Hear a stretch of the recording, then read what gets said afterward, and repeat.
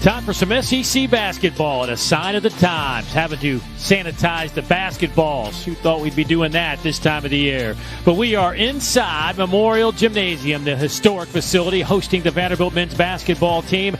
They are 3-2 on the year, taking on Alcorn State, looking for their first win of this 2020-2021 campaign. Dave Neal alongside former NCAA championship basketball coach Carolyn Peck. So glad you could join us as the Music City playing host to Hoops this afternoon. And certainly when you begin to talk about this Vanderbilt basketball team and their final non-conference tune-up, you got to start with the man who has been on fire. Scottie Pippen Jr. has done so much for this team. They rely on him. What do you like about his game, Carolyn, and where he is heading into conference play? He's had the ability to become the number 2 scorer in the SEC because he can score at 3 different levels. You'll see him scoring off the bounce. He's got a nice mid-range game, and he can get all the way to the basket. You leave him open, he's going to knock down the 3. It's going to be interesting because Jerry Stackhouse has changed the starting lineup to move Scottie Pippen more into a shooter or a scoring position for this game. And there is Jerry Stackhouse now in his second year. They're coming off a disappointing loss, 20-point defeat to Davidson in their last outing 5 days ago. And you mentioned it. He's kind of revamping his lineup, talked about a lot of issues they're trying to kind of figure out. And one of those is they got to find some other people to score. And they're going with a small lineup today as they get set to take on this Alcorn State team. Facing an Alcorn State team that's 0-3, and Landon Bussey in his first year, a long time, find their way as well. Well, in Alcorn State, Bussey has 10 newcomers, 8 transfers, and 2 freshmen. What a way to start out being a head coach. They do possess one of the best scorers in the Southwest Athletic Conference. SWAC, as we like to call it. Tremaine Crosby averaging almost 19 points a game.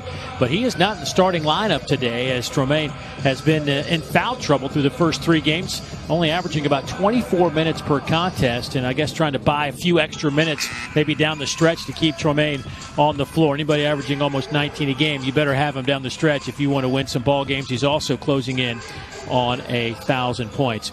Well, not a good start today, as we're already having some scoreboard issues.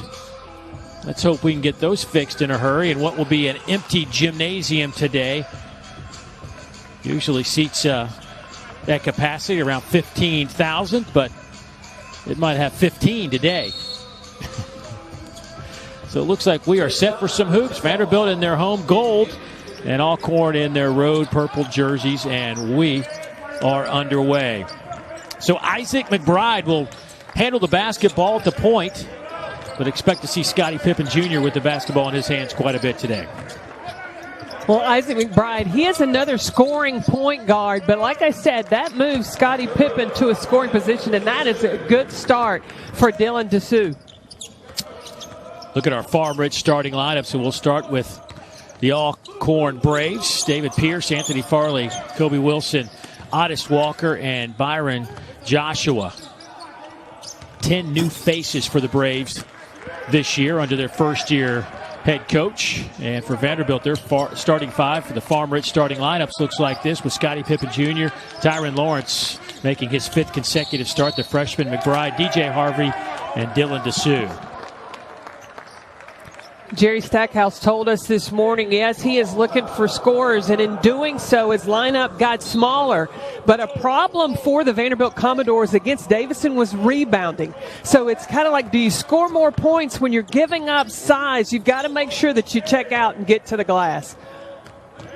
47-29 was the rebounding discrepancy in that last game against Davidson. And a little bump foul on the perimeter, and Coach Stackhouse was 2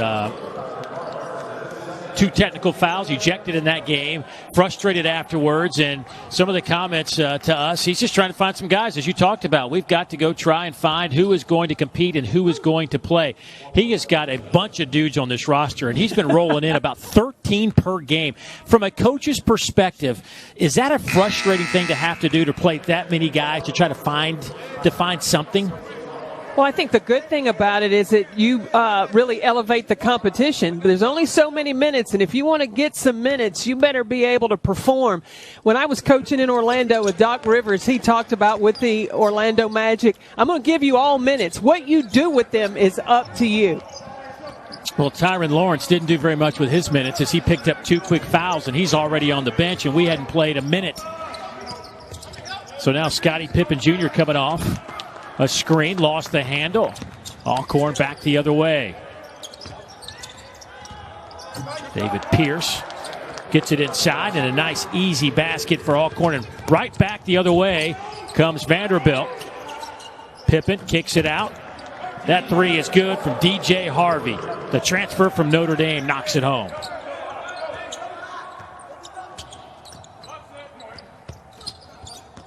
And DJ Harvey played limited minutes coming back, playing against Radford, and then was able to start against Davidson. That's a good sign. He's involved early offensively.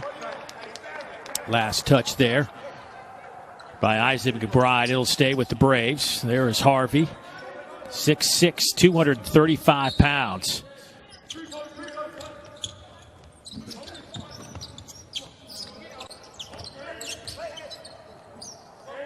Otis Walker will kick it back out.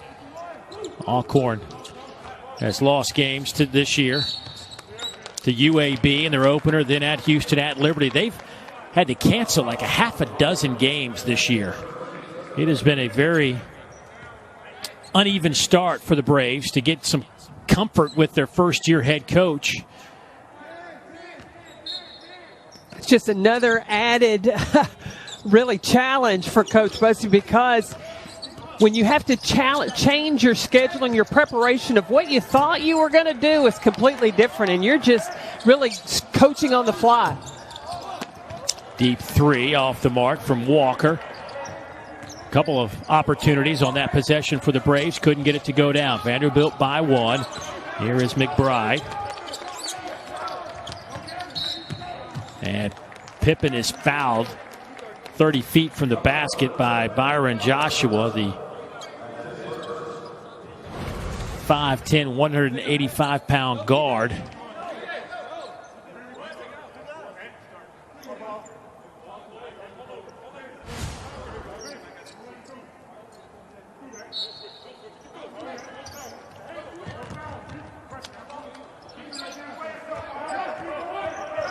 Here's Pippen. Screen set by DeSue. They'll swing it around the perimeter. And the tap in is good. I think Pippen got up high and able to tap that one in. Not bad for a 6'3" sophomore guard.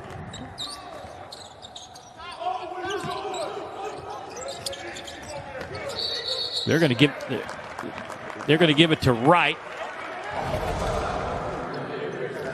But Scottie Pippen, he hangs out underneath. That's good security. Jordan Wright with the pull-up jumper, but just in case, Pippen was there. So Jordan Wright getting some minutes, 6'6", freshman out of Baton Rouge.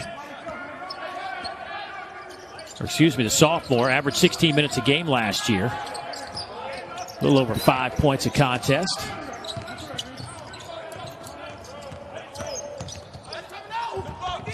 Isaac McBride misfires. Braves back the other way to 3-point Vanderbilt lead. Pull up from Pierce. No good. Tapped around. DeSue with the rebound.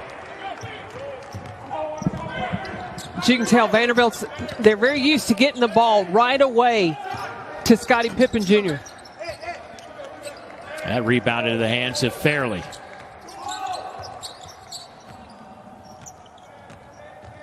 Alcorn just 1 of 6 from the field to start this game. 0 of 4 from behind the arc. Nice pass. Morse declines it. Gets it to Joshua. And the turnover will give it to the Commodores. So Vanderbilt with an early 3-point lead here at Memorial Gymnasium. Back in a moment.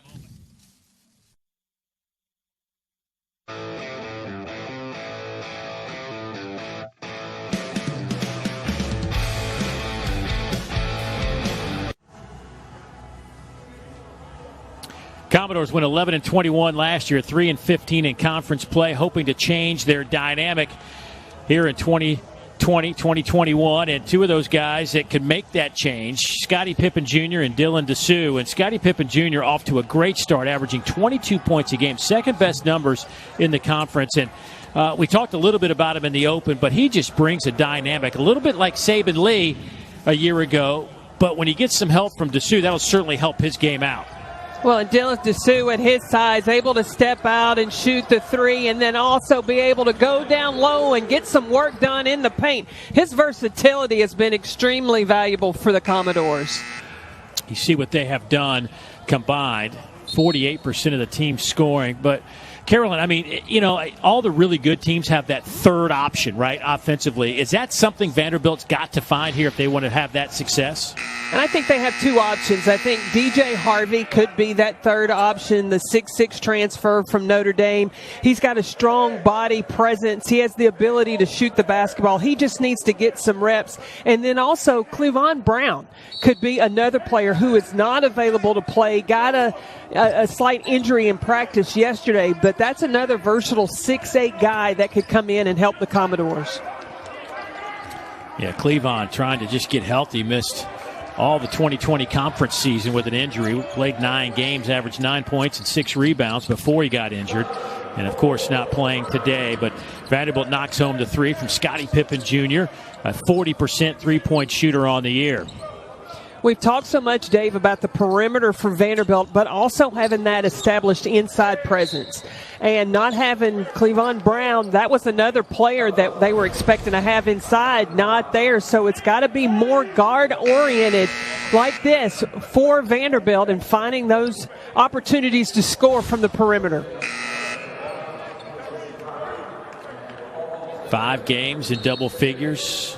4 of those have been over 20 points, high of 25 3 times. And if it wasn't for a 29-point performance by Cam Thomas of LSU yesterday, that man would be leading the conference in scoring. Instead, it's Mr. Thomas, the freshman, for the Tigers. And when Jerry Stackhouse first got to Vanderbilt last season, he let me come in and watch some practices early. And I wanted to get an eye on Scottie Pippen Jr., and he stood out right away. Even though he was a freshman, Jerry Stackhouse knew he had something special because Scottie Pippen Jr. thinks fast with the basketball. Offensive foul. Wave off the alley-oop dunk by Dessou.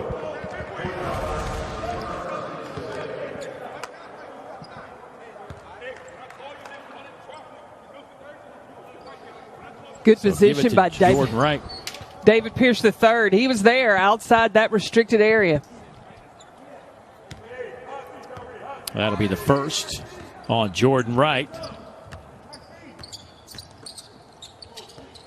Trey Thomas, the freshman from Ontario, Canada, checks in for the Commodores. Miles Studi also getting his first work in a long time. Has missed the last 4 games. He wears number 10. He's on the floor.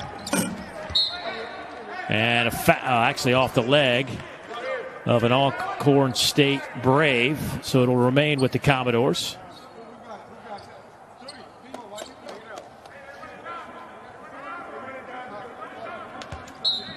There is Studi, the 6'7" freshman from Washington, D.C. And he hadn't really played since the Valpo game.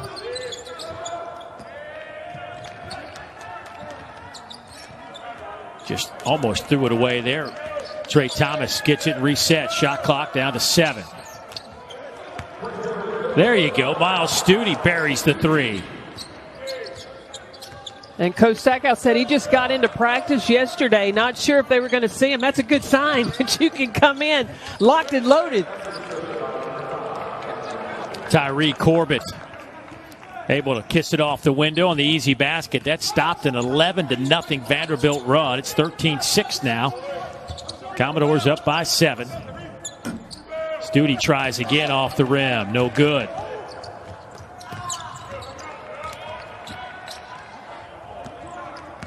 Dessou. The follow by Wright is good.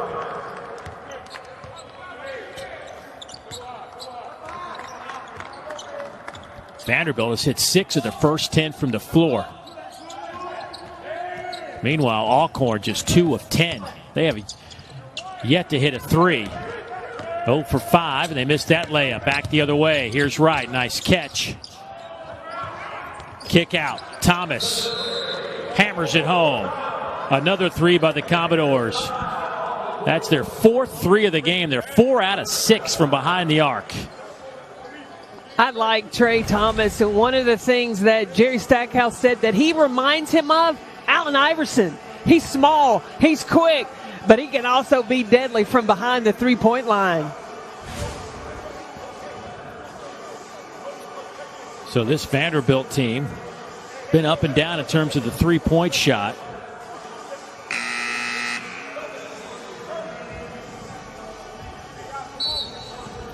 You know, Dave, you and I were talking about how many guys that Jerry Stackhouse is playing right now in the non-conference. I think that your shot selection and your confidence of taking shots will go up when the rotation of the number of guys that are playing goes down. So you know it's your time to shoot and where your spots are. You know, he's under the philosophy of a lot of these coaches. It's the new way to do things, right? You either get the layup, right, paint shot, or it's a 3. There's no mid-range game anymore. That's true. Nate Oates at Alabama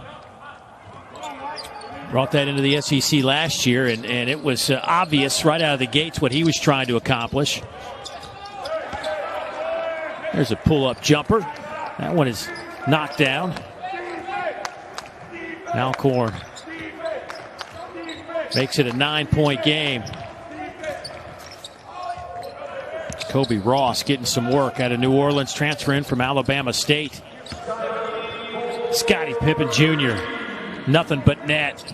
Can't leave him open. I think moving him off the ball more in that scoring position will pay dividends for the Vanderbilt offense. He can just spot up out on the perimeter, even off a save basketball, just on the perimeter, ready to catch and score. And instead of making the decision, should I distribute or should I shoot it? Now he knows if I've got the shot, I need to let it go. It's an 8-0 Vandy run. They've knocked home 4 of their last 5 from behind the arc. Can they make it 5 out of 6? Nope. Tapped around, though, and Quentin Malora-Brown couldn't get the little chippy at the iron.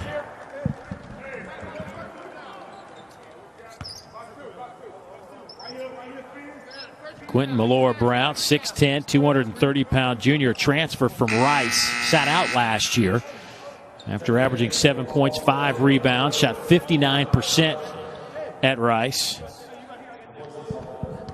Malora-Brown does a nice job, especially directing traffic. He's a very vocal big man for the Commodores. Pippen, no good.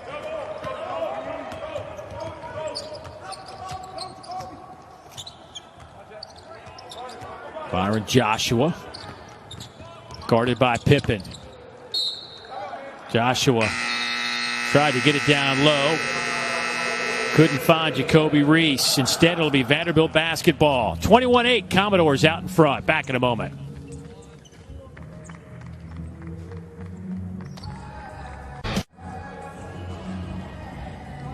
(21-8), Vanderbilt out in front. First half hoops for Memorial Gymnasium here in Nashville.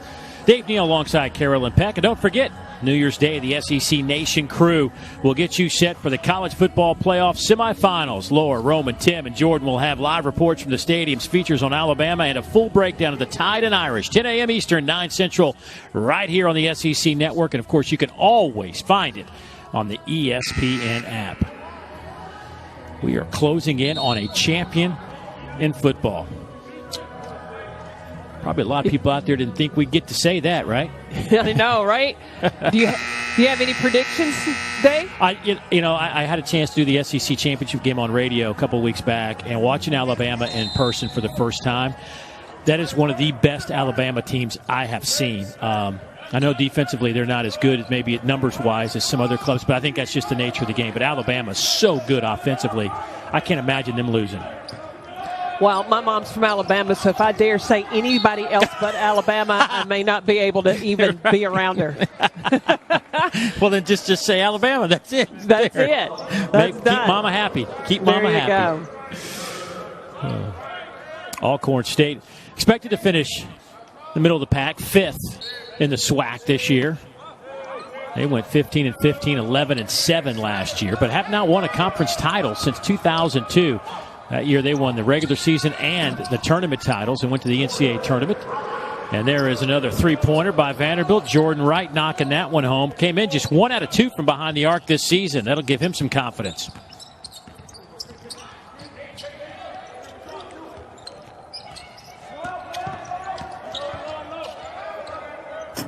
Jacoby Ross. That rebound into the hands of Miles Stute. Here's Wright.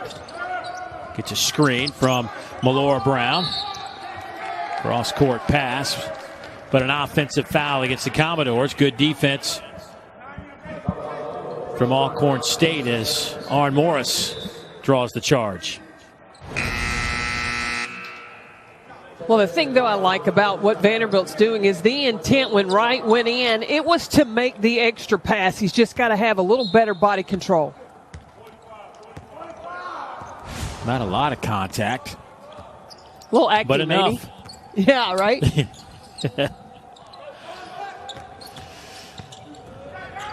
Morris will hand it off to Fairley. Spins in the logo. That shot is blocked by Melora Brown. And then a foul against the Braves, and that'll go against Fairley.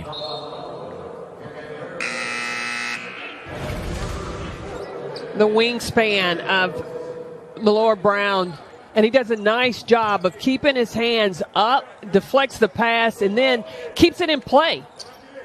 Vanderbilt was ready to be off into the races in transition. Some pressure by the Braves. They'll get it back to Pippen Jr.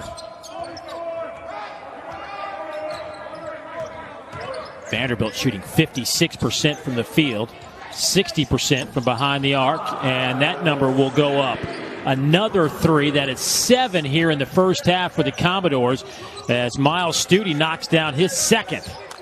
We were talking about where the other scorers would come besides Dessou and Pippen. Well, Stute's like, hey, raising his hand, I'm one of those. And knocked out of bounds. It'll belong to Vanderbilt. Yeah, Stute missed those last 4 games. His only basket in the opener was a three-pointer, and he's ready to fire now that he's healthy. Well, you got to compliment Melora Brown in setting that screen, too. Just the perfect timing for Stute to come up to get that shot. Seen that a lot. The Melora Brown has been setting some big-time screens, tried to set one there, but Stute couldn't handle the basketball.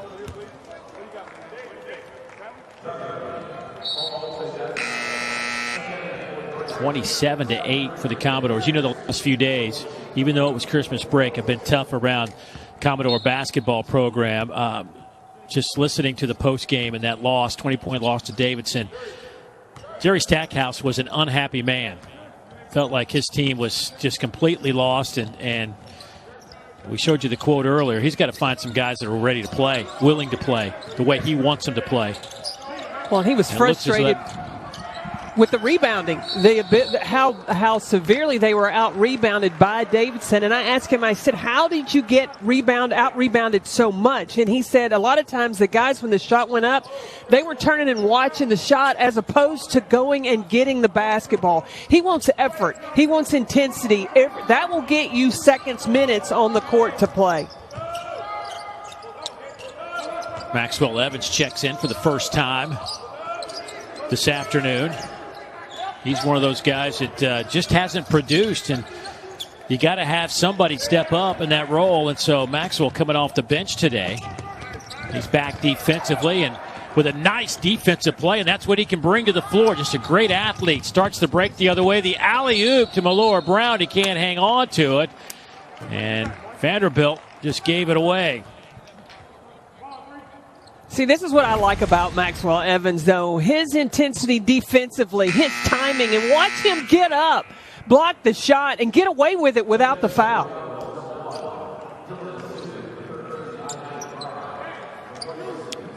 Maxwell Evans averaging a little over 4 points a game, shooting just 29% from the floor, 20% from behind the arc. And he's always been able to play some defense, but you got to be able to bring it on the other side of the floor. Well, one of the things that Jerry Stackhouse talked about is offensively, Max Evans, when he goes in, a lot of times he goes off 1 foot. He wants that 2-foot plant to go up to be strong for the finish. And if he'll do that, instead of getting off balance and making a bailout shot or pass, possibly turning the ball over, he could get more minutes.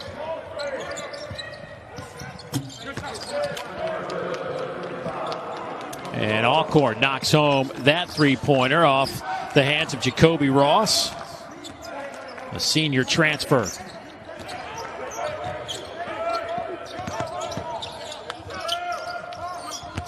Pippen had that shot partially blocked, but Malora Brown there to kick it out to Dessou. His three no good. Ross the other way now.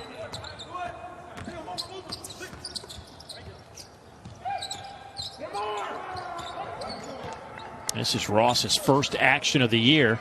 They had some big expectations for him coming into this season.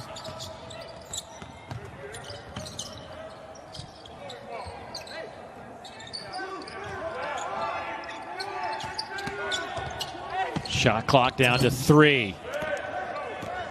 Tapped around, but right into the hands of Vanderbilt. Here's Scottie Pippen Jr. Little crossover. Left-handed layup goes down. And Pippen now with 8.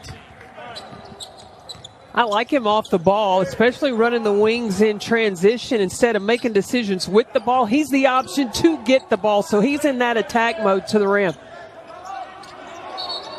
Vanderbilt leading Alcorn 29-11. Vanderbilt right now in control. Jerry Stackhouse wanted to see improvement, intensity defensively. Max Evans said, call my name.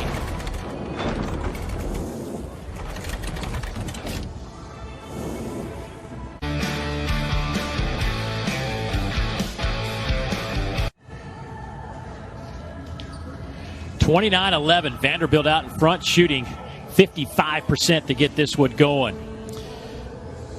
Well, the SEC Now team will have full coverage and analysis of the college football playoff semifinal media days at 1 Eastern, noon Central, right here on the SEC Network and the ESPN app. Nick Saban and the offense will lead things off Tuesday. Then the defense has their say. They'll also have interviews with players and coaches. That'll be coming your way Tuesday and Wednesday, 1 o'clock Eastern time, right here on this very channel, and, of course, always on the ESPN app. Scottie Pippen Jr. off to a good start, leading Vanderbilt with 8 points. 6 players have already scored. Wright has 7, and Stute has 6 off the bench. And Pippen Jr. comes away with a loose basketball. McBride, they'll swing it around. Boy, good ball movement. Wide open, Pippen Jr. Maybe too wide open, but Malora Brown there for the offensive putback, and he'll head to the free throw line. But the emphasis has to be on the sharing, the unselfishness of moving the basketball. Your field goal percentage, especially from the three-point line, will go up when you move the ball like that, making the defense have to shift. Malora Brown, 3 out of 6 at the line this year. Was not a great free throw shooter at Rice, 45%. And clanks that one off the side of the iron. Tyree Corbett checking in for the Braves. First free throw of the game, by the way, for Vanderbilt. They were completely dominated at the line in their last game.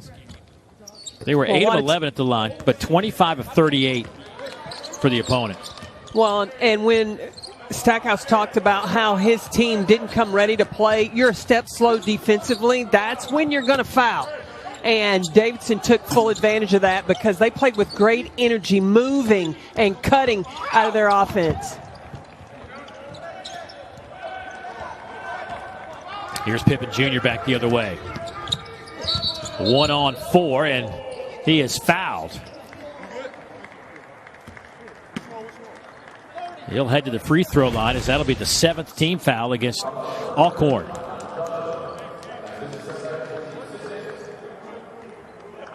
Looked like he just slipped there. But that hard jab at the defense sold it.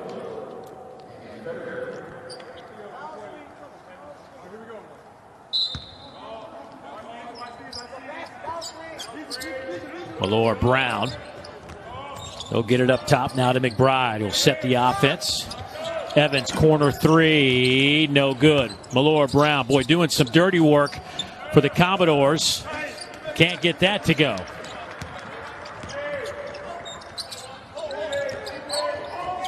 Malore Brown getting a bunch of minutes here in the first half, and you can see why. He has been very active. Well, he's all over the glass. He's just got to be able to finish the putbacks with the offensive rebound. There he is scrapping underneath, but the Braves able to convert as that one goes down for Anthony Fairley.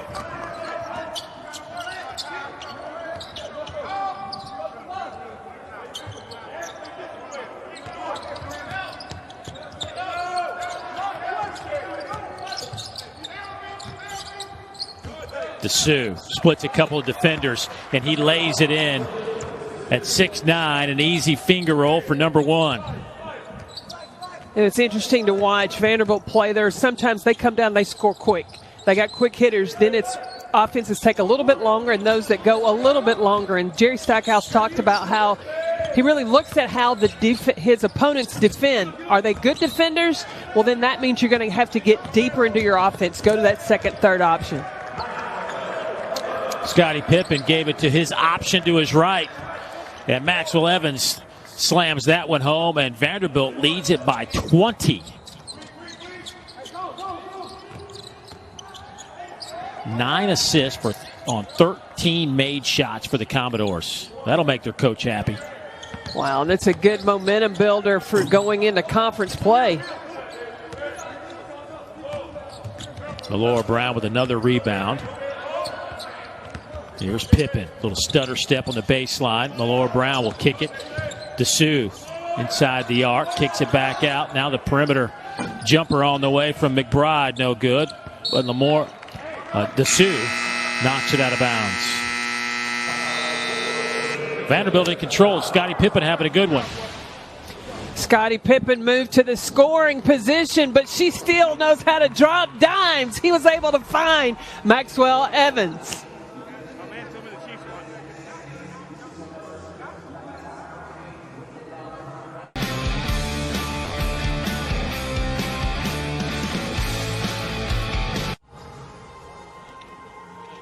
Jerry Stackhouse has to be excited with this first half performance. A team shooting 50% from the floor. They lead it by 20 over Alcorn State.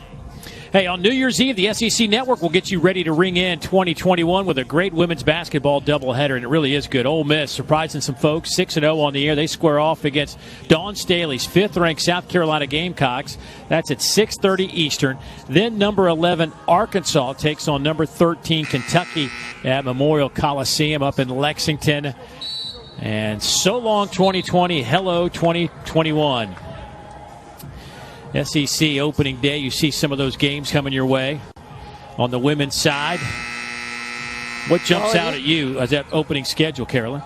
Well, Ole Miss being undefeated, they have a lot of transfers. Yolette McPhee has down in Oxford, Mississippi, that have been playing extremely well to take on the South Carolina Gamecocks that are picked to win the SEC. And then Arkansas and Kentucky, you've got Ryan Howard, who is preseason All-American, and Arkansas has a high-octane offense. Talk about shoot the three. The Razorbacks definitely let it fly. Alcorn gets on the board. That's points 14 and 50. Anthony Fairley able to get that to go down.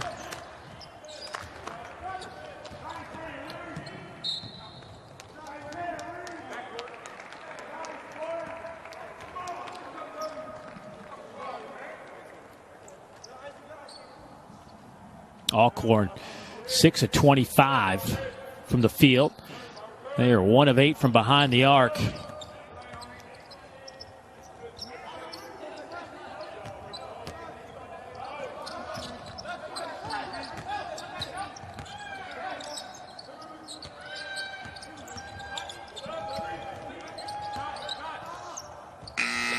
Little floater as the shot clock buzzer winds down.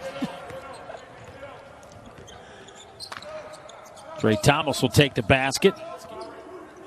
I can see a little Allen Iverson in Trey Thomas that Jerry Stackhouse was talking about. He's spunky, and when you think that all doors are shut, no way to score, he can find a way.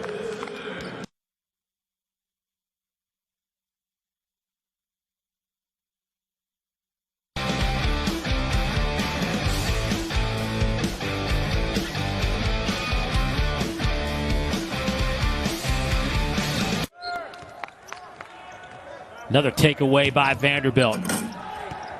And Evans throws down the one-handed jam. Boy, he has found the rim to his liking today. He is a phenomenal athlete. He's a quick leaper. He can get off the floor.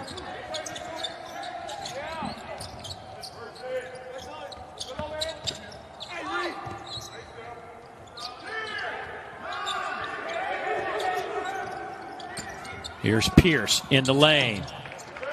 Nice pass to Corbett, who lays it up and in.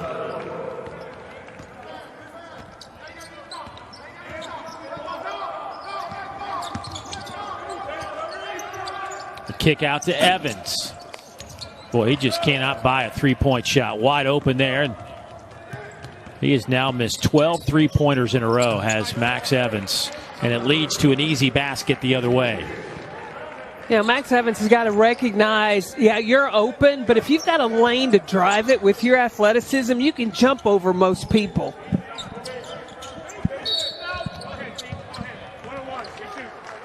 And this is what you're talking about, his explosiveness. You just watch. I mean, you just think about, he has the ability to take off from the three-point line, not even in transition. So when he gets the ball rotation on the three, he's got to think about adding this to his repertoire. You could tell, even though he's had a decent first half, the struggle from behind the arc is real. But, you know, coaches talk about defense will get you playing time. Well, I don't believe that's 100% true. You can defend, but you've got to be able to score. Otherwise, on the other end, you're going to be playing 5 against 4. And a traveling violation will give it right back to the Commodores with 1:14 to go. And Carolyn, it's almost like, you know, we see the up pace, fast tempo game in football, right? It's hard to stop teams anymore. And basketball now is going the same way. It is 3-pointers and layups, right? So if you can't bring a 3-point shot and you're not 6'10", it's hard for you to find a spot, right?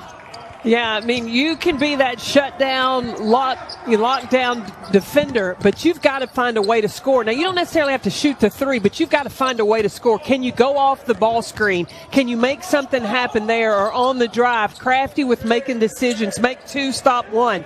But you have to be able to score. Alcorn putting some baskets together down the stretch as Jacoby Ross converts another one. Ross has 7 to lead the Braves.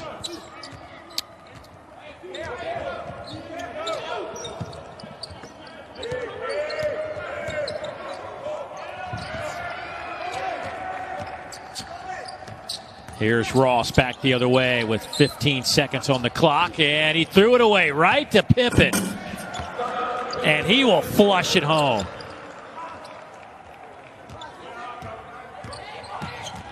So here's Ross. Little fadeaway, no good. And that'll do it for the first half. That was totally dominated by the Vanderbilt Commodores, who shoot 53% in the opening half. If you're Jerry Stackhouse, you got to be excited about what you saw. Well, you got to be happy with making the decision to move Scottie Pippen off into that scoring position because it really caused the offense to flow for the Commodores. Vandy hit 7 3-pointers. as they knock down 17 shots in the opening frame, and they lead by 20. We'll come back with our halftime activities from Memorial Gymnasium here in Nashville. Stay with us.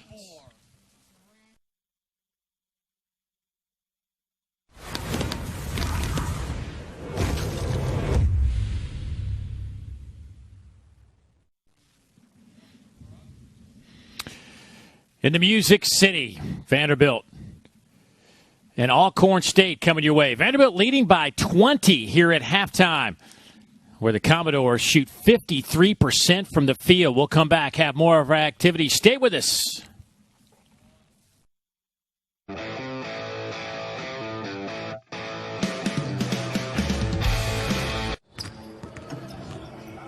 Vanderbilt gets 22 points from their bench to outscore Alcorn in that department, 22-21. Overall, it's 20-point advantage for the Commodores. And Carolyn Peck, Vanderbilt really from the get-go looked comfortable offensively, aggressive, knocking down some threes. You got to, if you're this coaching staff, you got to feel pretty good about where you are.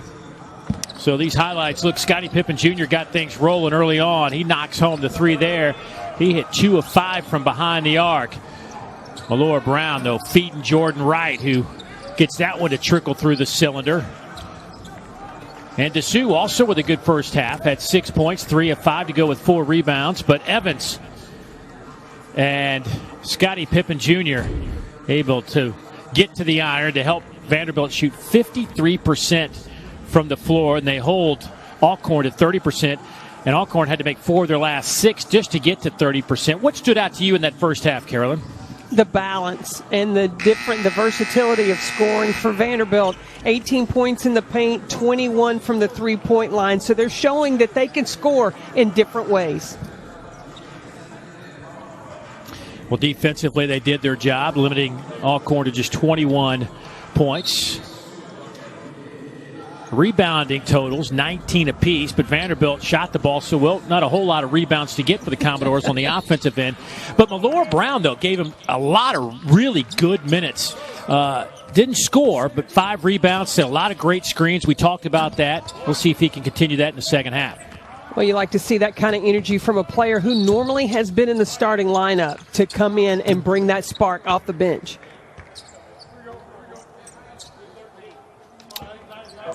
So a blocking foul against Otis Walker, and Pippen will head to the free throw line. Yeah, he just took that step over a little bit to the right the last minute. Actually, they're going to say it was on the pass, not the shot. See, that's where the NBA guys are so good, right? They find a way to get that shot toward the rim. It may be a pass, but they're going to get it to the rim somehow. A little turnaround fadeaway from DJ Harvey. That looked like a nice shot. Playing in just his 4th game of the year, averaging almost 8 points a game. Now that Vanderbilt is about to approach SEC play, can they remember the balance of scoring and how they were able to find good shots? That was an easy basket there for Tyree Corbett. Transferred in from Beaver County Community College, which is in Pennsylvania. Averaged 13 points in his JC career.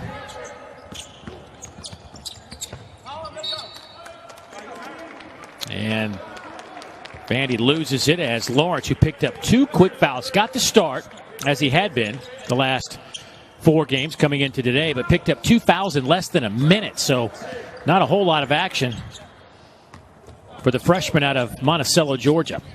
Well, and the reason he was in the starting lineup is because of how hard he works in practice. Now he's got to really transfer that over into games. Catch and shoot. Scottie Pippen making it look easy.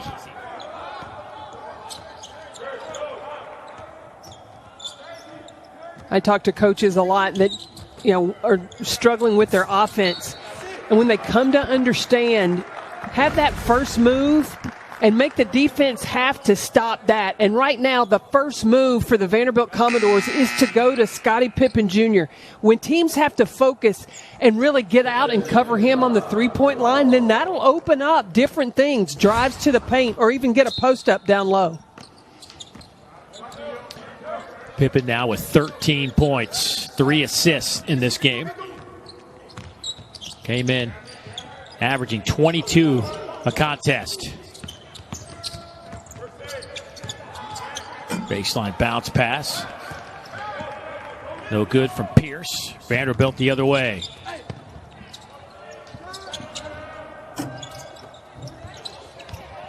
Vandy now 8 of their last 12 from the floor. Rebound the other way. Braves trying to push the tempo, but Tyron Lawrence knocks it out of bounds to slow things down for a moment. Dave, the thing that I am seeing from Vanderbilt is before they catch the ball, they know where they're going with the ball instead of catching it and then figuring it out. And that allows the movement to happen better for your offense.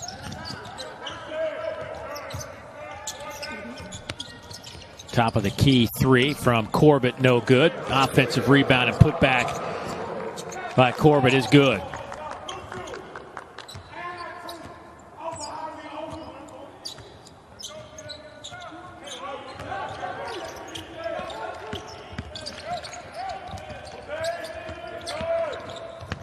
Lawrence baseline, nice pass. He'll swing it around the perimeter. Off the mark, but easy rebound for Lawrence. He can't finish. It'll stay with the Commodores. Lawrence averaging 5 points, 3 rebounds. But wide open for the rebound.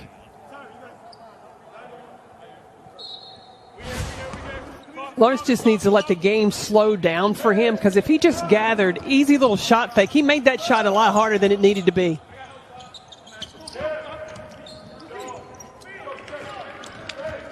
Here's a takeaway by the Braves.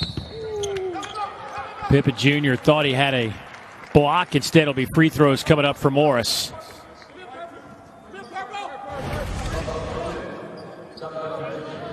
Well, Pippen threw it away, so he didn't give up on it. But just a little late there. Gets called for the foul. That is the 10th turnover for the Commodores. That's an area of concern for Jerry Stackhouse today.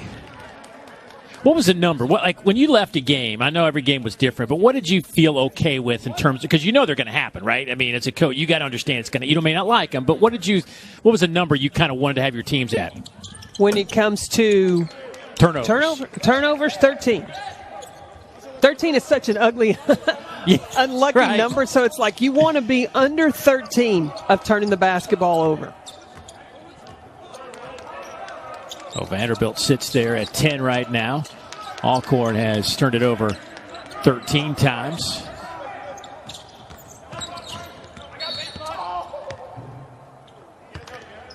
And when you broke down numbers with your point guard, right, we always talk about assist to turnover ratios. What was a number that you wanted your point guards to kind of be at the end of the year?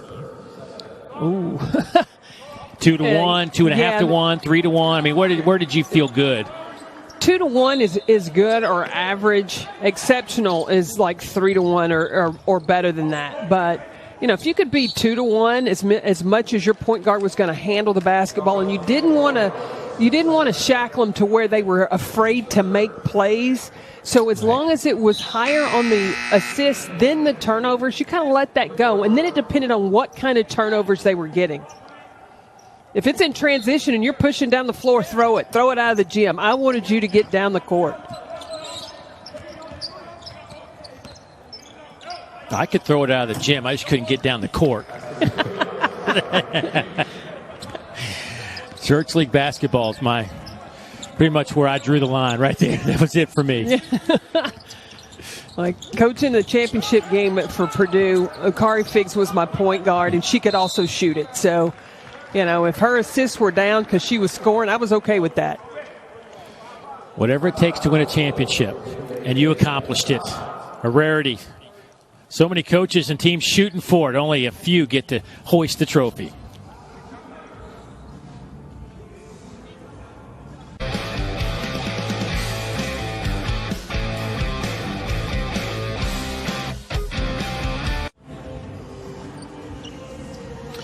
Landon Bussey, his first year, takes over for Montez Robinson, who was the head coach of the Braves for 5 years, longtime Prairie View A&M assistant coach. But They have tried to revamp this entire roster. You see what they have done. A lot of D1 transfers, a lot of JUCO transfers. 6 different newcomers have started at least one game this season.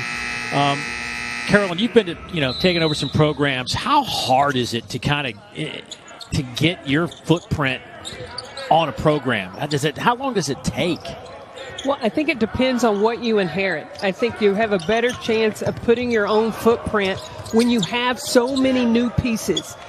He's got 10 newcomers coming in as opposed to changing. Scottie Pippen just scored in so many different ways. But instead of having 10 players that are returning, you'd have to change a mindset. When you have 10 new players, they have to adapt to your mindset, and you brought them in. You knew what you wanted. You knew what you were getting. Jerry Stackhouse knew what he was getting with Scottie Pippen Jr. He's having a heck of a game, 17 points. Only player in double figures for either team. One of the missing. Scottie Pippen Jr., 7 of 11, 3 of 6 from the floor, making it look easy. He's had a couple of these gifts today.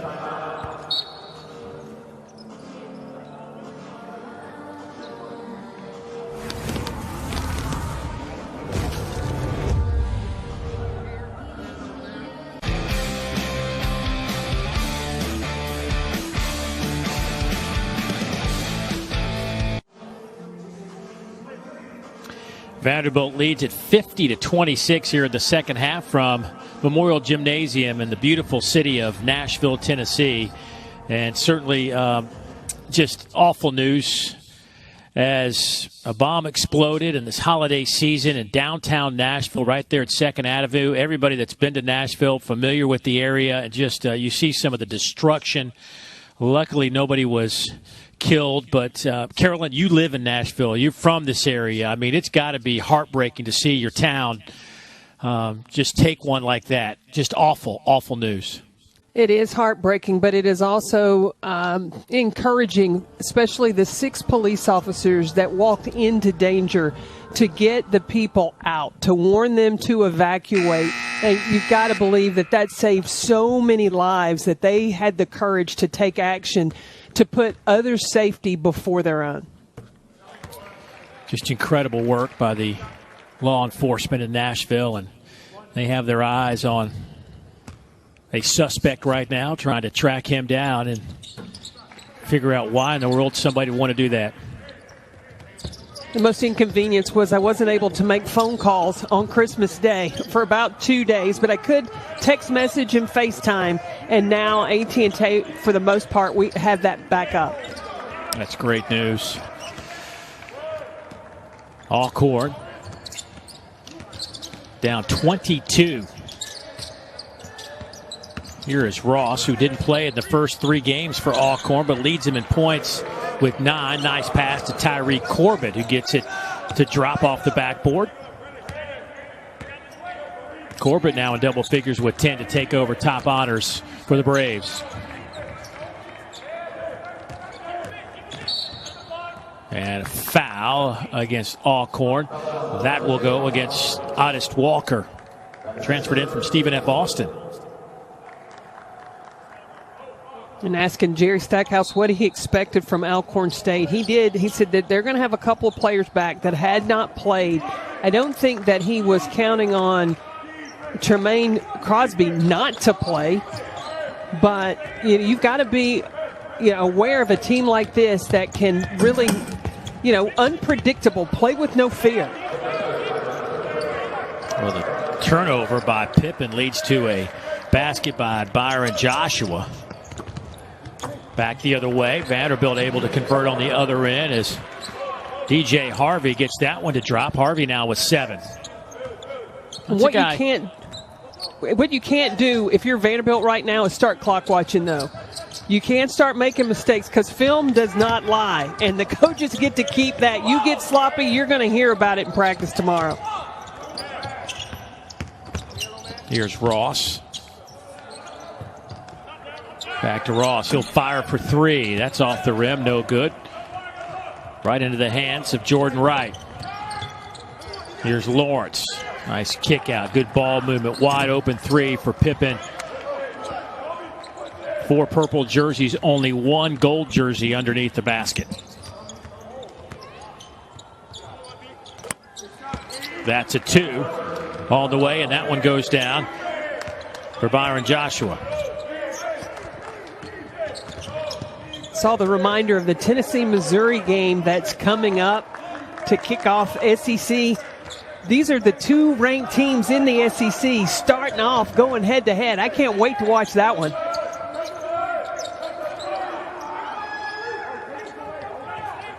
Missouri's had some great wins this year. And that one is knocked down by DJ Harvey, who's starting to step up a little bit. And that's a guy that Jerry Stackhouse was talking to us about in terms of he needs to be a difference maker for this team, a guy that can average 15 to 20 points a game. He's that type of player. So is this guy, Dylan DeSue, with a jam on the other end.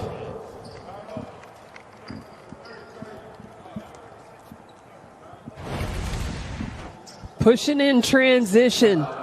Dylan DeSue running the wing, but the size to bring it in and get the finish.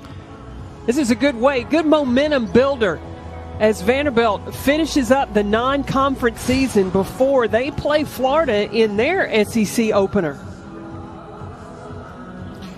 Be all hands on deck, and they'll need Dylan DeSue to bring it each and every night in the SEC for this team to have some success. They went 3-15 in conference play last year.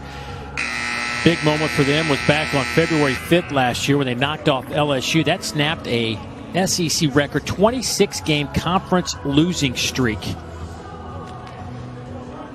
And, you know, you hate it for anybody to be in any kind of rut like that, but certainly it was good to see Vanderbilt get out of that. They posted 3 wins. A couple of them came down the stretch last year against Alabama and South Carolina. And Jerry Stackhouse talking about those are the kind of momentum builders he was hoping to get as they were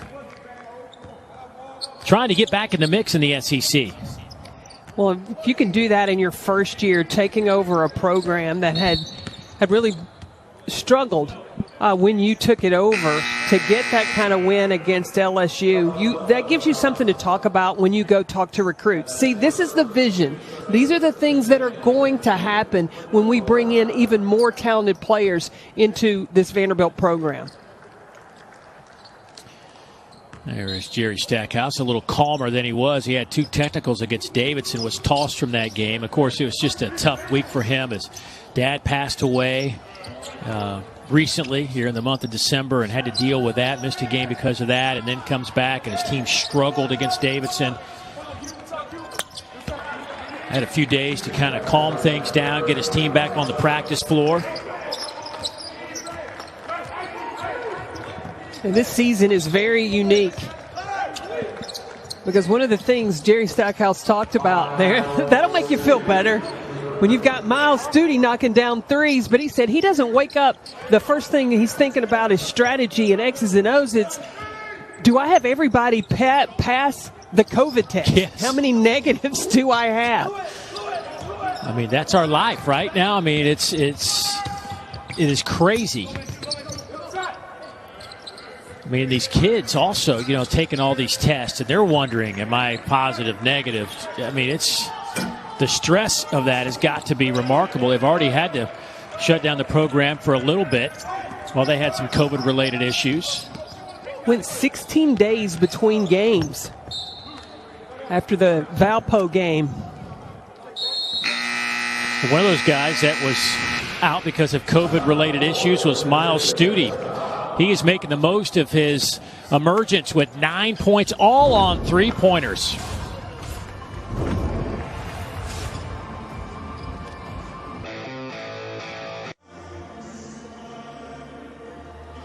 .24-point lead, largest of the game for Vanderbilt, shooting 57% from the floor. They've hit 10 of 23 from behind the arc. Don't forget, it is time for SEC Nation. New Year's Day, the crew will get you set for the college football playoff semifinals. Laura, Roman, Tim, and Jordan will have live reports from the stadium's features on Alabama and a full breakdown of the Tide and Irish. 10 a.m. Eastern, 9 Central, right here on the SEC Network and, of course, the ESPN app. And Hard to argue with these three guys as they are just dominating players on the gridiron. Mac Jones, 71% completion percentage. Devontae Smith, 1,500 yards receiving.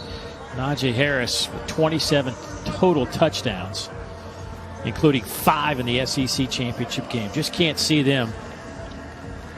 And my husband talks about all the time, Mac Jones is the most under-talked about quarterback. You know, so much is talked about Trevor Lawrence and, him with Clemson, but Mac Jones has had a phenomenal season. It has been one of the best in the history of Alabama football going back over 100 years. They're just so good offensively. It's just a great offensive line. Great receivers. See if they get Jalen Waddle back at all before this season ends. Alcorn today, just 15 of 46 from the floor. They've only made 1 3-pointer in 14 attempts.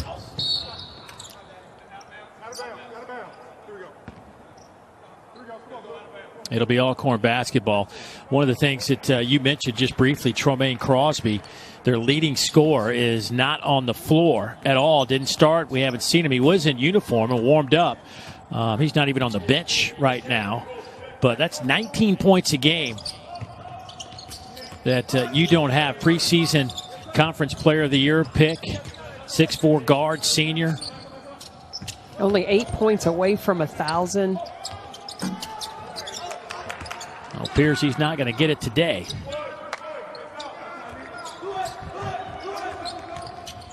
Here is a guy they just got back, however. Ross, the Alabama State transfer, gets it over to Byron Joshua, who knocks that one home. Joshua came in averaging 4 points, now has 8.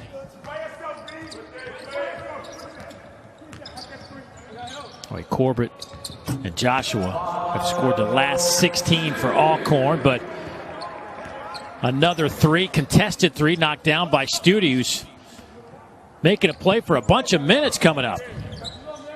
Jerry Stackhouse said he may get a few minutes today. He's had key minutes today and has made full use of every second of them. Here's that last shot. Looks like he got hit pretty hard. Pushed to the deck. That could have been a 4-point opportunity, but he'll take the 3. He looked at the official like, didn't you see that? And foul against Vanderbilt's Malora Brown underneath. Actually, offensive foul. Or no, that will go against Malora Brown.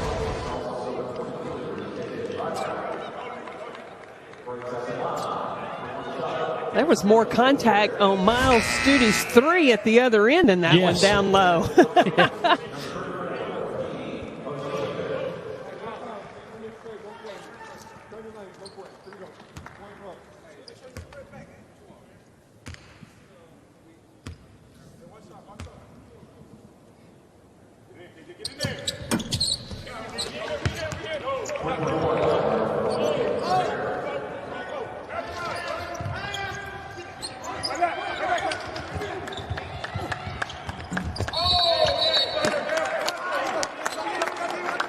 And Maxwell Evans will pick up that foul.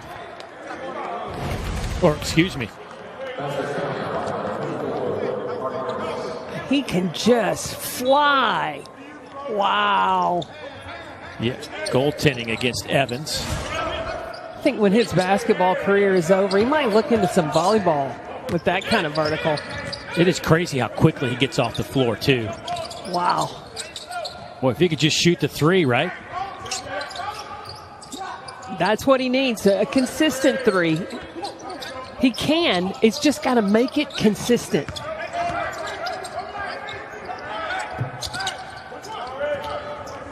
Long rebound.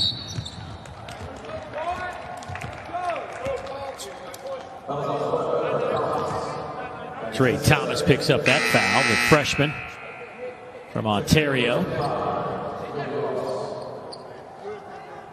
You start thinking about the SEC, it's going to be a wide open race. I think there's a lot of folks scratching their heads about where Kentucky is. You can never count the Wildcats out, though. And B.J. Boston, really, if he can just catch fire. Clarence Clark, I like him. And they've got the right pieces. They just have to come together. Jordan Wright knocks home that three, and you're exactly right. You know, you start looking at that 1-6 record, but there have been 2-3 games where they've had an opportunity to win late that they just haven't, been able to knock the shot home. Louisville in their last game ran a great play, had a little 15-foot jumper that looked like it was going down and kicked out, and that was the difference. Yeah, and you got to understand, Kentucky teams that start out slow and then able to come back as the season goes on. Well, there hasn't been much of a preseason. Like, you didn't have the exhibition games and the time to really put in over the summer because of COVID. So now coming together, it's a late start. It's a slower start, but I had the privilege of doing the Big Blue Madness, and Coach Calipari talked about we need to fail quick.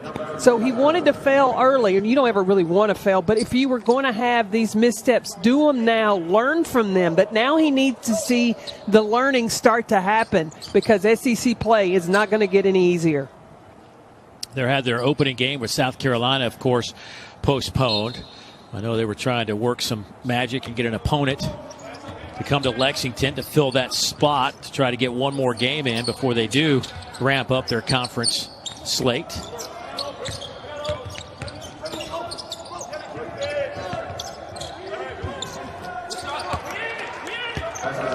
Nice work from Alcorn State as Morris able to get that one down.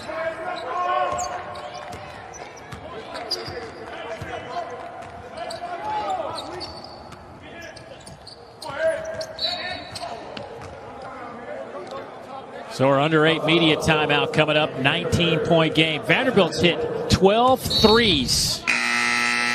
Sharing the basketball, moving the basketball. When you got time, space, you make it count.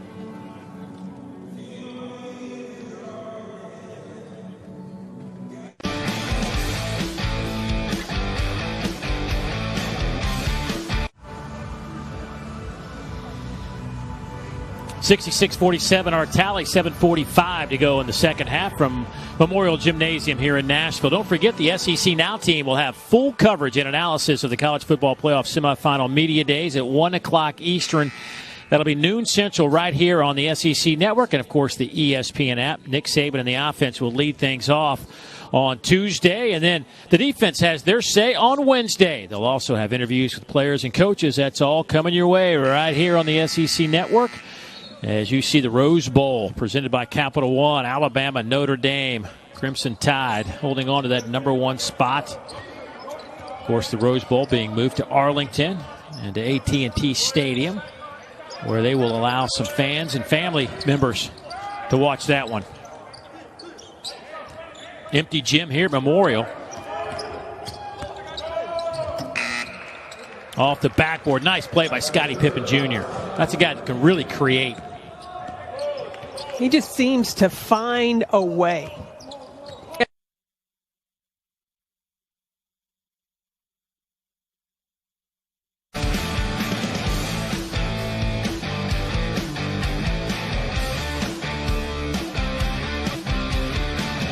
Just needs a little bit of daylight, and then he's able to split the defense and find the opening. He now has 19 points, 4 assists.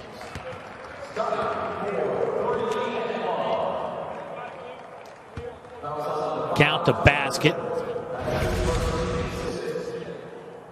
Like, there's no quit on his game. He'll find a way to score, even getting fouled at the three-point line.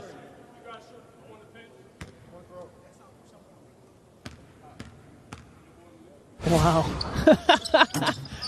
So he steps to the free throw line. Can't get that one to go down, but you see the numbers, 22 points on 4 of 8 from behind the arc, as he is right on his average. Vanderbilt hasn't made a free throw tonight. They are 0 for 4. Maybe the free throw line's too close. That's part of the game that's going away, right? The 15-foot shot.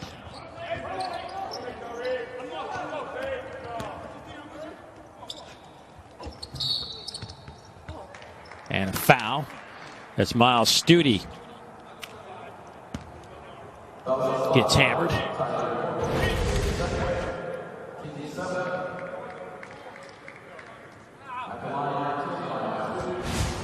Oh, he's got a season-high 12 points right now for Stute. And this is a guy that, as you talked about, wasn't supposed to play much today after missing the last 4 games because of COVID-related issues. But he is getting a ton of minutes. And I think when you start to look at the big picture, I guess Jerry Stackhouse feels like this guy's going to be an important contributor. We might as well at least get him in a little bit of basketball shape before we have to take on Florida in our opener.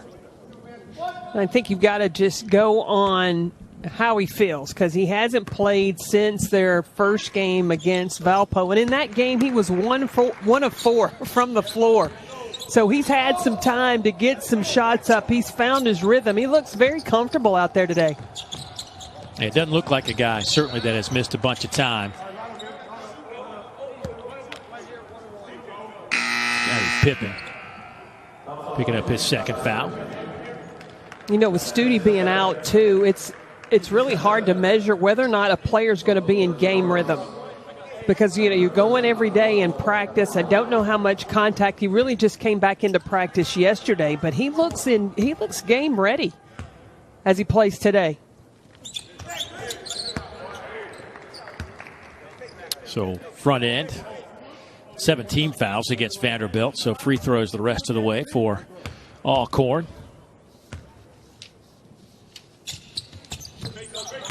And Walker gets them both. Alley-oop. Dessou throws it down. Count it.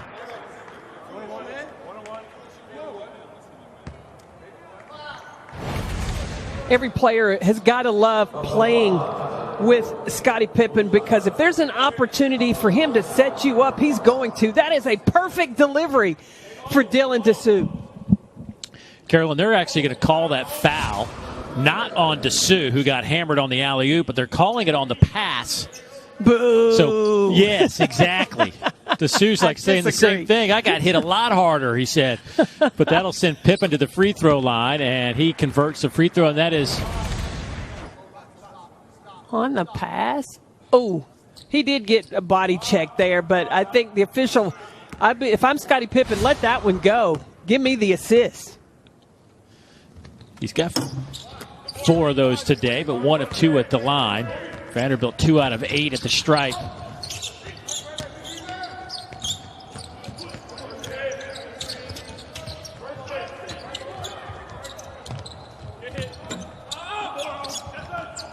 Tapped around, and it'll belong. Who's going to get that basketball? Alcorn will get the basketball. Last touch by the Commodores. Vanderbilt's going to have to spend some time practicing free throws. Yeah, this Vanderbilt team came in. This is what's kind of shocking about this. They were an 81% foul shooter, leading the Southeastern Conference coming into this game, but they are 2 of 8. They won't be leading after tonight.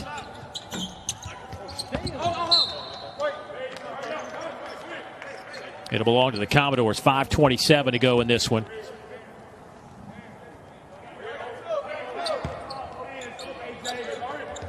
Vanderbilt had 4 games canceled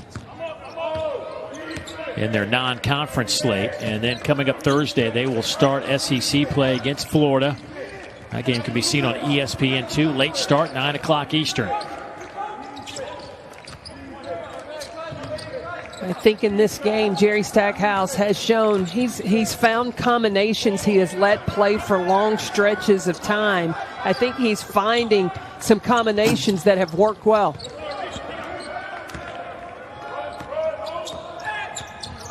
Having Stute been able to put Scottie Pippen on the wing, using Isaac McBride at the point.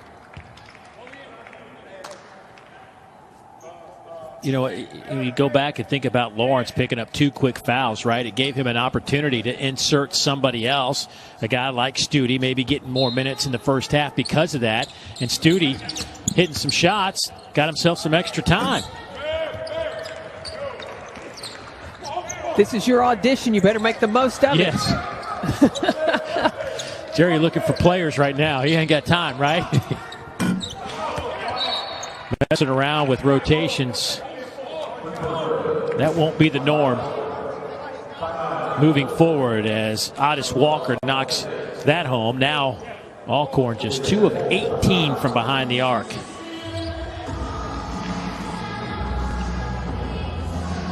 Corbett's had a nice game with 12 points, 10 rebounds. He averaged 13 and 10 at Beaver County Community College in Pennsylvania last year, and he has his first double-double of his Alcorn State career. Again, no number 0 for the Braves. Troy Crosby out of Laurel, Mississippi, the senior. We're missing about 19 points a game, not having Crosby today. Well, there is a Nashville tie with Alcorn State, and certainly when you look at that stadium, you might remember this guy, Steve McNair, College Football Hall of Fame, class of 2020, number 3 overall pick in the 95 draft, led the Titans to the Super Bowl. 3-time Pro Bowler. Boy, he is just so much fun to watch. A guy that just would take a shot, get up, keep firing away. Just a remarkable talent. Speaking of talents, Landon Bussey trying to find some talent to get them to a SWAC championship. Picked 5th in the league. Jackson State supposed to win it, followed by Southern and Texas Southern. Studi from the corner, that won't go. He's fouled. Texas Southern, by the way, coached by Johnny Jones, former LSU head coach. Alabama State, another SWAC team. They're coached by former Alabama guard Mo Williams.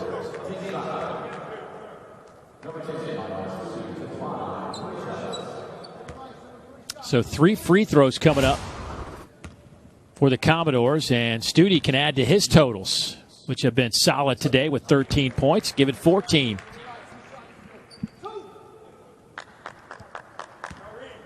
Yeah, I like the way he shoots the basketball, and it's the same way. When you have shooters that aren't lucky but good, it's that follow through. Their form, it's that technique. Same way, same thing every time.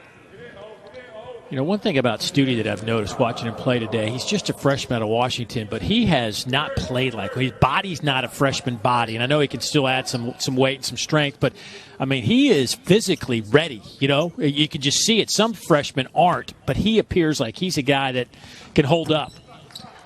The other thing that how he plays is with so much composure. There's no question mark in his game.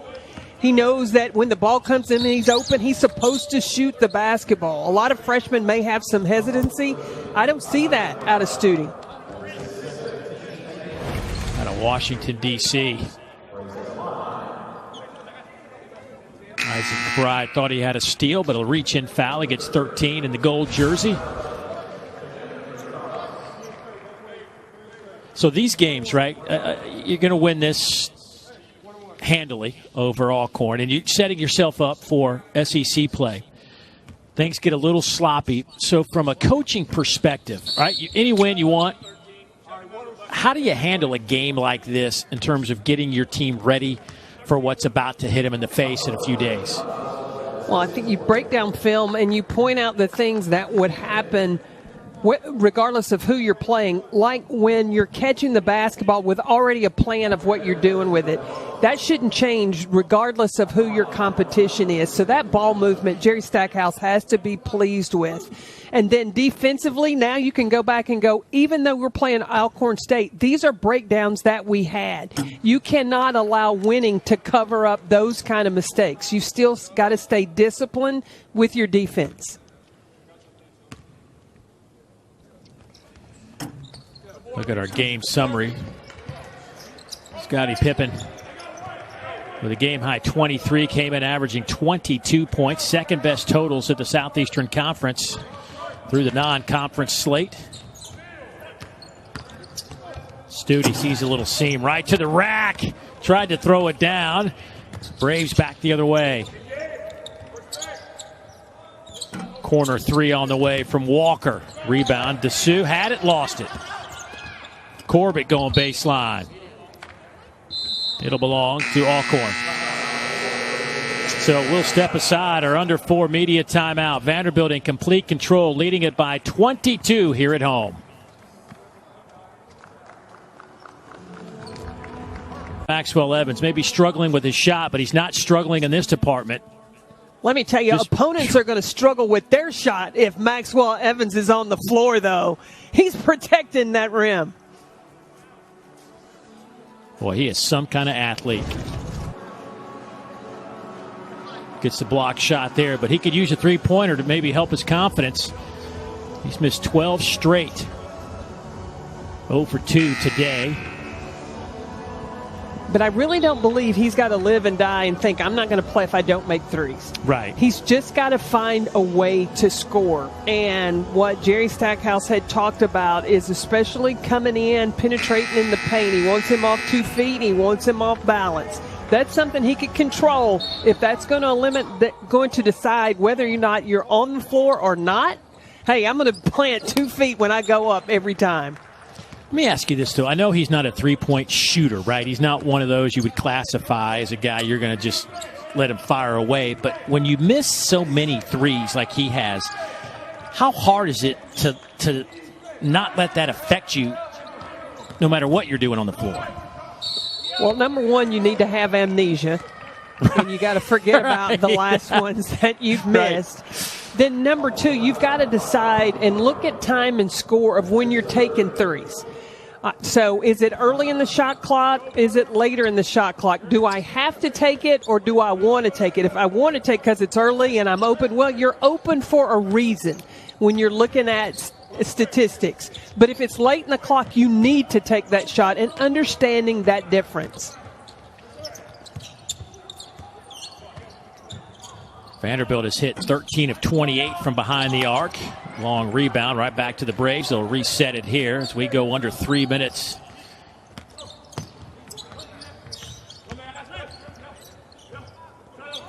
Alcorn led 4-2, and from that point on, it's been all Vanderbilt. They led it to half by 20, 41-21.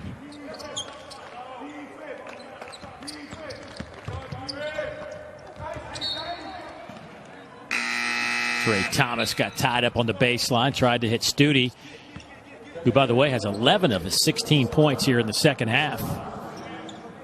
Malora Brown checks in. Studi will take a break. Well, Coach Stackhouse talked about how, changing the lineup. He wants his team to be hard to guard. When you've got Scottie Pippen in a scoring position, the option there to shoot the three, to make the three, it makes the nights a little longer for his opponents as they're doing their scouting report. Well, Pippen now with a career high 26 in this game. He's trying to take over top honors. Cam Thomas went for 29 for LSU yesterday to take over the scoring honors in the SEC. He's averaging 22.8. Scottie Pippen came in averaging 22, but this performance may get him. Well, he probably need a couple more baskets, but it'll be close. Should be around 22.6 if he stays right where he is.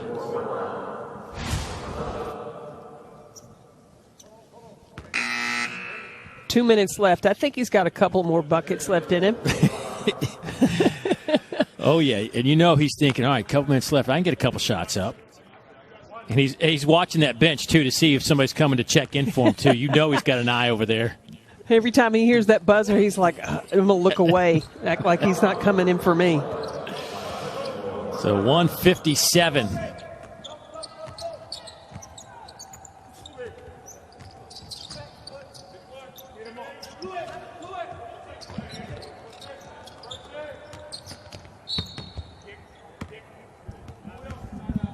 (82-56), 144. Scottie Pippen. Not to mention he has those 26 points, but 4 assists.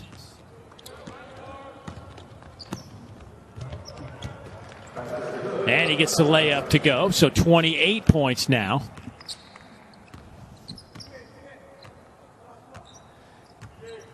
Put a little extra flair on that before the layup. Do you see that, Dave? A little around the waist. He's got a little showmanship in him. Why not? 25-point game. You know, he's been playing a bunch of minutes, 34 minutes last couple of games. Obviously, you got to have him on the floor, but you also, I guess, got to be wary, right? I mean, you got to be careful in a grinding season how much you play a guy like him. You a little surprised he's still on the floor with a minute left? Well, I think not when he does this, I guess. No, you got to get your highlight reel put together before you take him off the floor. And I don't know what their practice routine has been. We talked about the 16 days in between games after the Valpo. So right now, his legs have been saved, and it's a conditioning time because the tempo of how you're going to play in the SEC, that intensity is going to pick up.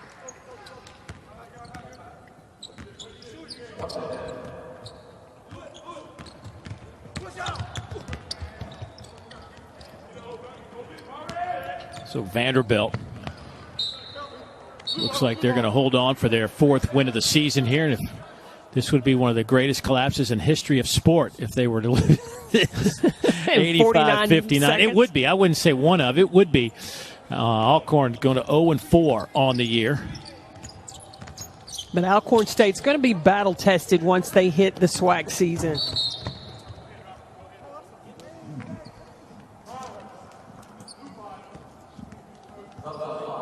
Vanderbilt, the one thing that they're going to take away from this game is free throw shooting. 43% at the line today, 7 of 16.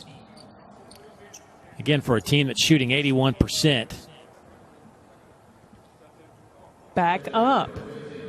That's right. Shoot your free throw from the top of the key. Scottie Pippen is 1 for 3 at the line. He has an opportunity to hit 30 if he can make both of these. First one is solid.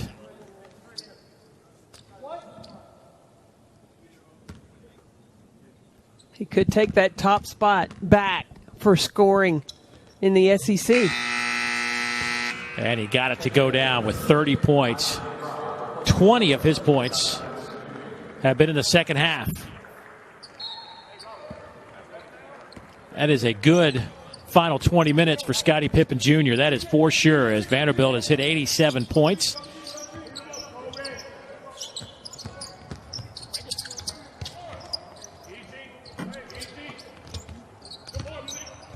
Tapped around, and it'll belong to the Braves.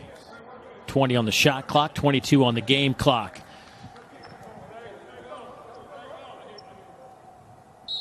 Commodores had lost 2 of 3 coming into this one and were drubbed by 20 to Davidson in their last outing. Not the same team we saw here tonight. Well, and even though they didn't play great against Davidson for 3/4 of that game, it was about a 10-point game. It was close. I mean, they were in striking distance.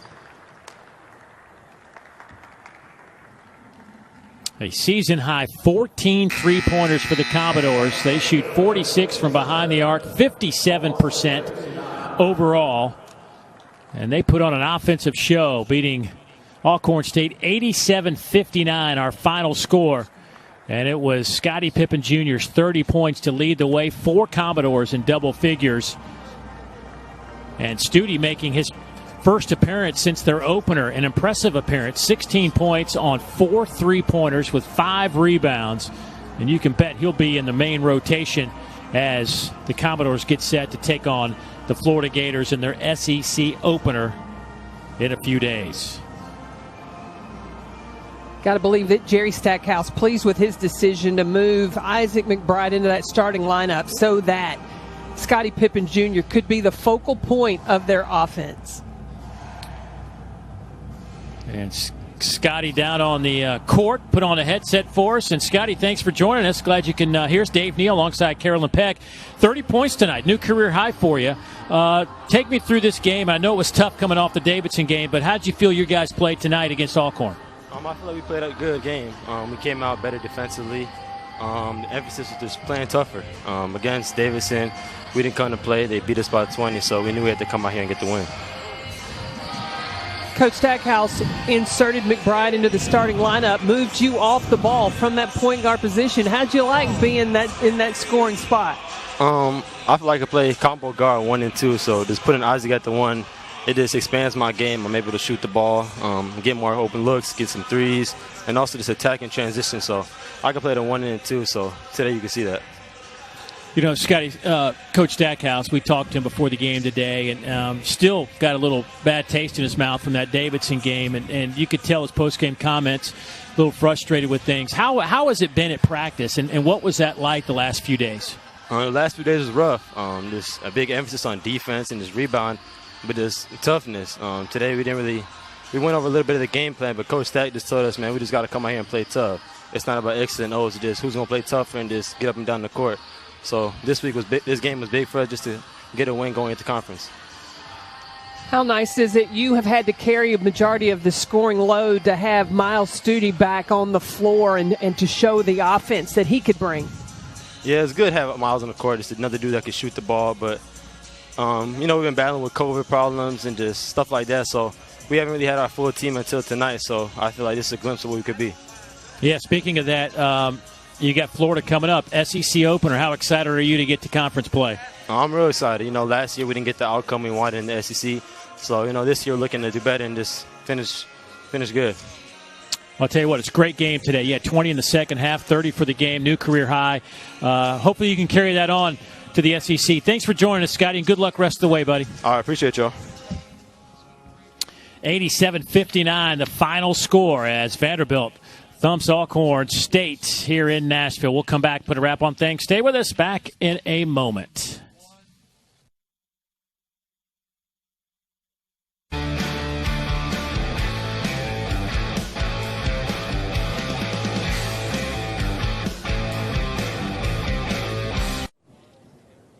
Career night from Scottie Pippen Jr., 30 points, 11 of 18 from the field as Vanderbilt wraps up their non-conference with an 87-59 win over Alcorn State. 4 unbeaten teams in the SEC, Arkansas, Georgia, Missouri, and Tennessee. Who will win an SEC championship? The run begins starting on the 29th of December. Boy, it should be a lot of fun, this SEC basketball season. But Vanderbilt gets a good win here as they get set to take on the Florida Gators in their opener. It was a great game for Jerry Stackhouse coming off that last loss to Davidson where they had dropped 2 of their last 3, but they have a nice little taste in their mouth, and it's not from the eggnog. But Scottie Pippen Jr. led the way for the Commodores as they dominate Alcorn State, shooting 57%, a season-high 14 three-pointers, and they win this one by 28 points. So for Carolyn Peck, the rest of our exceptional crew, I'm Dave Neal. So long, everybody.